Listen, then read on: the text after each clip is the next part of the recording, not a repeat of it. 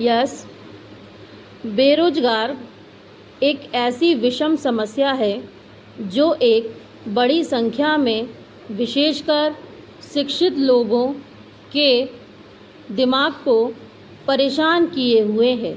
यह एक कड़वा सत्य है कि समर्थ शरीर वाले प्रत्येक व्यक्ति को अपनी जीविका कमाने और सुंदर जीवन बिताने के लिए सभी बुनियादी सुविधाएं प्राप्त करने के लिए रोजगार पाने का नैसर्गिक अधिकार है।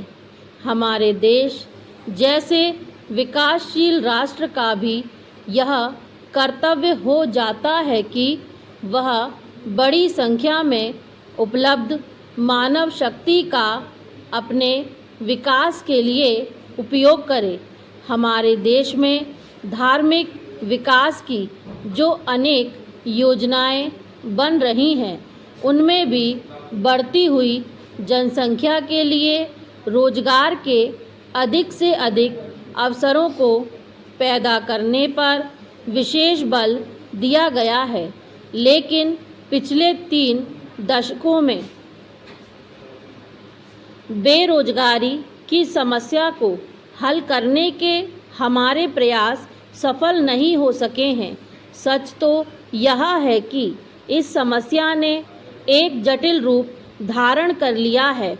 आमतौर पर बेरोजगार लोग रोजगार पाने के लिए सरकार का मुंह ताकते हैं। इसमें कोई संदेह नहीं कि सरकार बहुत से लोगों को रोजगार प्रदान करती है, किंतु रोजगार चाहने वालों की दिन प्रतिदिन बढ़ती संख्या को देखते हुए सभी के लिए रोजगार की व्यवस्था कर सकना सरकार के लिए संभव नहीं है।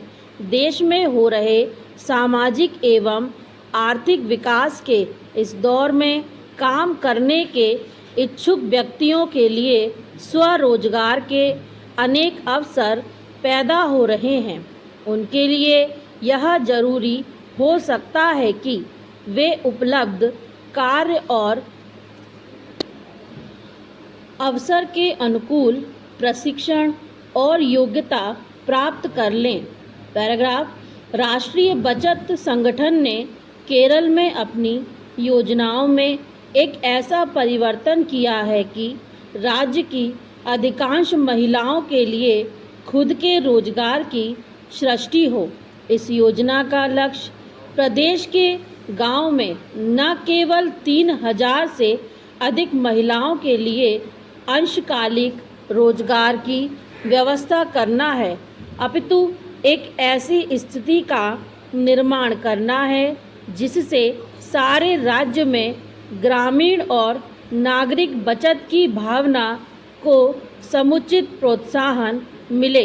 इस योजना की सबसे अधिक उल्लेखनीय बात यह है कि विकास के लिए अधिक साधन जुटाने के क्रम में स्वयं ही रोजगार पैदा हो जाता है, जबकि दूसरी ओर रोजगार पैदा करने के लिए इस प्रकार की योजनाओं में बड़ी पूंजी लगाने की आवश्यकता होती है।